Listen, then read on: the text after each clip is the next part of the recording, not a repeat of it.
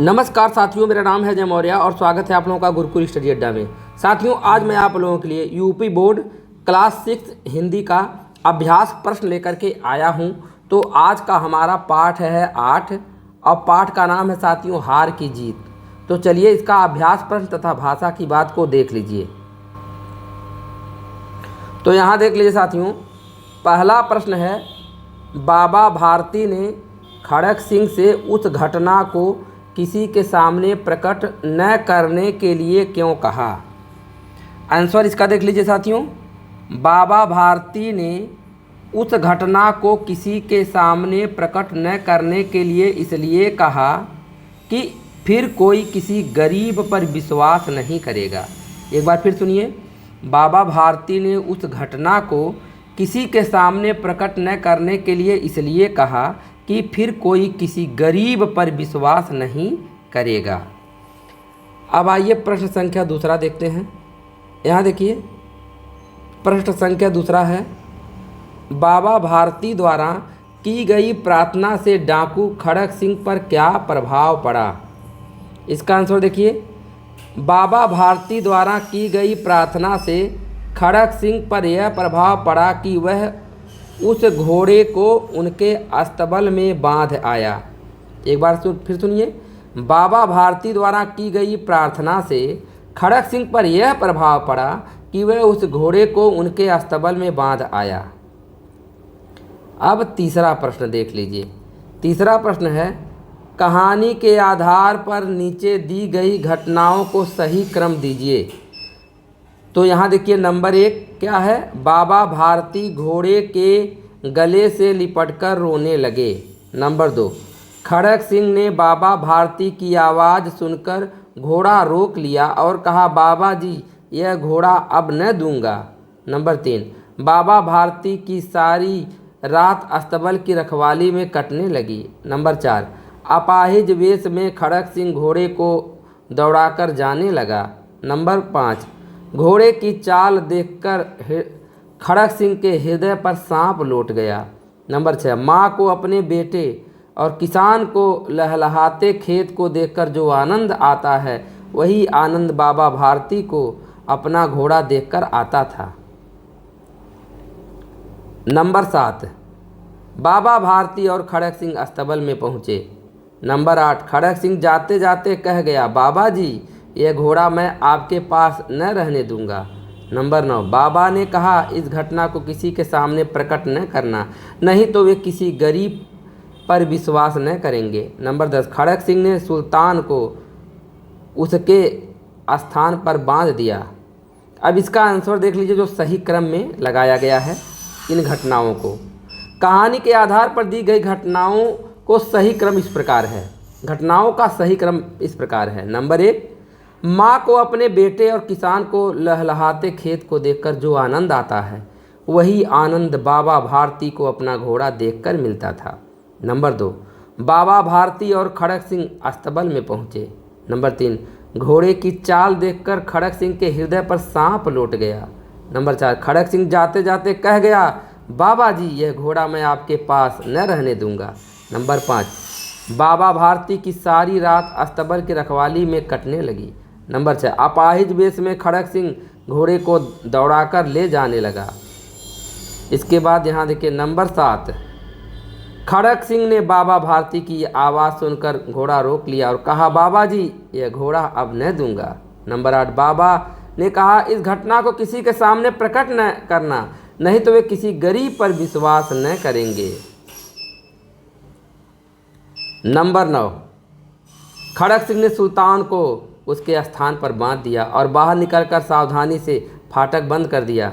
उसकी आंखों में नेकी के आंसू थे। नंबर 10, बाबा भारती घोड़े के गले से लिपटकर रोने लगे। इसके बाद नंबर 4 प्रश्न देखिए क्या है, इस कहानी के अंत में किसकी जीत और किसकी हार हुई। आंसर देखिए, इस कहानी हार की जीत के अंत में बाबा भारती की जीत और डाकू खड़ग सिंह की हार हुई। नंबर 5, इस कहानी द्वारा लेखक हमें क्या बताना चाहता है। आंसर देखिए, इस कहानी हार की जीत द्वारा लेखक हमें यह बताना चाहता है कि गरीबों के प्रति बाबा भारती की सहानुभूति को देखकर डाकू खड़क सिंह भी सत्य के पथ पर चलने लगा। नंबर 6 देखिए, इस कहानी में 3 मुख्य पात्र हैं, बाबा भारती, सुल्तान और खड़क सिंह। कहानी के आधार पर इन तीनों पात्रों की विशेषताओं को स्पष्ट करने वाली 3 बातें लिखिए। आंसर देखिए, बाबा भारती। बाबा भारती के विषय में 3 बातें। नंबर 1, बाबा भारती अपने घोड़े से बहुत प्यार करते थे। नंबर 2, बाबा भारती अत्यंत दयालु प्रवृत्ति के व्यक्ति थे। नंबर 3, बाबा भारती एक दूरदर्शी थे। अब सुल्तान के विषय में देख लीजिए। सुल्तान के विषय में नंबर 1, सुल्तान बड़ा सुंदर व बलवान था। नंबर 2, सुल्तान ऐसे चलता था जैसे मोर घटा को देखकर नाच रहा हो। नंबर 3, सुल्तान के जोड़ का घोड़ा सारे इलाके में नहीं था। इसके बाद खड़क सिंह के विषय में देखिए। नंबर 1, खड़क सिंह इलाके का प्रसिद्ध डाकू था।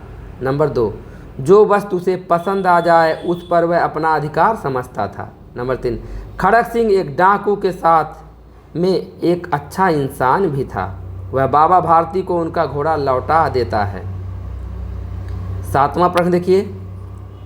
7वां प्रश्न, उस संवाद को छांट कर लिखिए जिसने डाकू खड़क सिंह का हृदय परिवर्तन कर दिया। आंसर देखिए, बाबा भारती ने खड़क सिंह से कहा कि इस घटना को किसी के सामने प्रकट न करना, वरना लोगों का गरीबों पर से विश्वास उठ जाएगा। अब प्रश्न 8 देखिए, कहानी के किस पात्र ने आपको सबसे ज़्यादा प्रभावित किया और क्यों? उत्तर देखिए, बाबा भारती ने इस कहानी में हमें सबसे ज़्यादा प्रभावित किया क्योंकि घोड़ा छीनने के बावजूद भी उन्होंने धैर्य बनाए रखा तथा खड़क सिंह को सीख दी, जिससे डाकू भी परिवर्तित हो गया। प्रश्न 9 देखिए, कहानी का शीर्षक है हार की जीत। आपके अनुसार इस कहानी के और क्या क्या शीर्षक हो सकते हैं, लिखिए। आंसर देखिए, इस कहानी का दूसरा शीर्षक हो सकता था नंबर 1, हृदय परिवर्तन। नंबर 2, डाकू खड़क सिंह। नंबर 3, बाबा भारती का घोड़ा। अब आइए साथियों, भाषा की बात को देखते हैं। भाषा की बात में देखिए, नंबर 1 है, नीचे लिखे मुहावरों का प्रयोग करके वाक्य बनाइए। वायु वेग से उड़ना, आँखों में चमक होना, दिल टूट जाना, मुंह न मोड़ना, सिर मारना, लट्टू होना, मन भारी होना। तो देखिए आंसर देखिए, मुहावरे और उनके वाक्य प्रयोग। मुहावरे और उनके वाक्य प्रयोग देखिए, वायु वेग से उड़ना, इसका वाक्य प्रयोग है, बाबा भारती का घोड़ा वायु वेग से उड़ा करता था। आँखों में चमक होना, इसका वाक्य प्रयोग देखिए, बाबा भारती जब अपने घोड़े को देखते थे तो उनकी आँखों में चमक होती थी। दिल टूट जाना, इसका वाक्य प्रयोग देखिए, खड़क सिंह से धोखा खाकर बाबा भारती का दिल टूट गया। मुंह न मोड़ना, इसका वाक्य प्रयोग देखिए, भारतीय सैनिक कभी युद्ध से मुंह नहीं मोड़ते हैं। सिर मारना, इसका वाक्य प्रयोग देखिए, मूर्खों को समझाना व्यर्थ का सिर मारना है। लट्टू होना, वाक्य प्रयोग देखिए, खड़क सिंह बाबा भारती के घोड़े पर लट्टू हो गया। मन भारी होना, वाक्य प्रयोग, सुल्तान के चले जाने पर बाबा भारती का मन भारी हो गया। दूसरा प्रश्न क्या कह रहा है देखिए, नीचे बाईं ओर कुछ विशेषण दिए गए हैं और दाईं ओर कुछ विशेष। प्रत्येक विशेषण के साथ उपयुक्त विशेष मिलाकर लिखिए। तो देखिए, विशेषण और विशेष को मिलाना है, तो यहाँ देख लीजिए, आंसर में देख लीजिए, इसको मिलाया गया है। इधर विशेषण है, यहाँ विशेष है। लहलहाते, ये विशेषण है और विशेष क्या है, खेत। बांका विशेषण और विशेष क्या है, घोड़ा। अधीर विशेषण और विशेष क्या है, हृदय।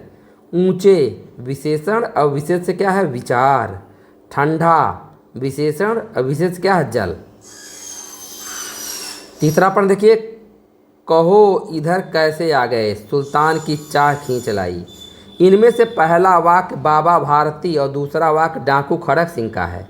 बातचीत के वाक्यों को अलग रखने के लिए उन्हें उद्धरण चिन्ह इन्वर्टेड कामा, यहाँ देखिए डबल जो कामा यहाँ लगाया गया है, में रखा जाता है। कहानी को पढ़कर नीचे गए अनुच्छेद में उपयुक्त स्थान पर उद्धरण चिन्ह तथा अन्य विराम चिन्ह लगाइए। अब इसी में लगाना है। कहानी क्या है साथियों, यहाँ देखिए, अपाहिज ने हाथ जोड़कर कहा, बाबा मैं दुखिया हूँ, मुझ पर दया करो। रामावाला यहाँ से 3 मील दूर है, मुझे वहाँ जाना है। घोड़े पर चढ़ा लो, परमात्मा भला करेगा। वहाँ तुम्हारा कौन है? दुर्गादत्त वैद्य का नाम आपने सुना होगा, मैं उनका सौतेला भाई हूँ। तो अब यहाँ देखिए आंसर देख लीजिए। अपाहिज ने हाथ जोड़कर कहा, अब देखिए यहाँ इन्वर्टेड कामा हो गया है। बाबा, फिर देखिए कामा लगा हुआ है यहाँ, मैं दुखिया हूँ, पूर्ण विराम, मुझ पर दया करो, फिर पूर्ण विराम, रामावाला यहाँ से 3 मील दूर है, फिर कामा, मुझे वहाँ जाना है, पूर्ण विराम, घोड़े पर चढ़ा लो, फिर कामा, परमात्मा भला करेगा, पूर्ण विराम, और फिर डबल कामा, वहाँ तुम्हारा कौन है। यहाँ देखिए ये प्रश्नवाचक चिन्ह हो जाएगा, यहाँ इन्वर्टेड कामाज में ये दोनों बंद हो जाएगा। दुर्गादत्त वैद्य का नाम आपने सुना होगा, मैं उनका सौतेला भाई हूँ। तो दुर्गादत्त यहाँ भी देखिए डबल कामा, और फिर अंतिम में डबल कामा, यहाँ पूर्ण विराम। नंबर 4 देखिए, अ उपसर्ग लगाने से कुछ शब्दों के अर्थ विपरीत हो जाते हैं, जैसे धीर से अधीर, स्वीकार से अस्वीकार। अ उपसर्ग लगाकर इसी प्रकार से अन्य 5 शब्द लिखिए। तो देखिए, धर्म से अधर्म, शांत से अशांत, दृश्य से अदृश्य, सहयोग से असहयोग, विश्वास से अविश्वास। अब इसके बाद साथियों यहाँ देख लीजिए, इन्हें भी जाने। अब इस पाठ के जो रचनाकार हैं, जो लेखक हैं, उनको भी जाने। तो यहाँ देख लीजिए, सुदर्शन का वास्तविक नाम बद्रीनाथ भट्ट था। इनका जन्म सन 1896 ईस्वी में पंजाब स्थित सियालकोट में हुआ था। कक्षा 6 में ही उन्होंने अपनी पहली कहानी लिखी थी। कहानी के अतिरिक्त उन्होंने उपन्यास, नाटक, जीवनी, बाल साहित्य, धार्मिक साहित्य, गीत आदि भी लिखे। इनके प्रमुख कहानी संग्रह पुष्पलता, सुप्रभात, परिवर्तन, पनघट, नगीना आदि हैं। आपका उपन्यास भागवंती है। आपने अपनी कहानियों में आदर्श की प्रतिष्ठा की है। सन 2008 में इनका देहावसान हो गया। तो इसी के साथ ये वीडियो समाप्त हो रहा। और भी वीडियो इस चैप्टर का देखना चाहते हो तो डिस्क्रिप्शन में जाइए, वहाँ लिंक मिलेगा, देख सकते हैं। वीडियो पसंद आया हो तो लाइक शेयर कमेंट करिएगा। और ऐसे ही यूजफुल वीडियो अगर आप पाना चाहते हैं तो चैनल को सब्सक्राइब करके बेल आइकन को भी प्रेस कर दीजिएगा। धन्यवाद।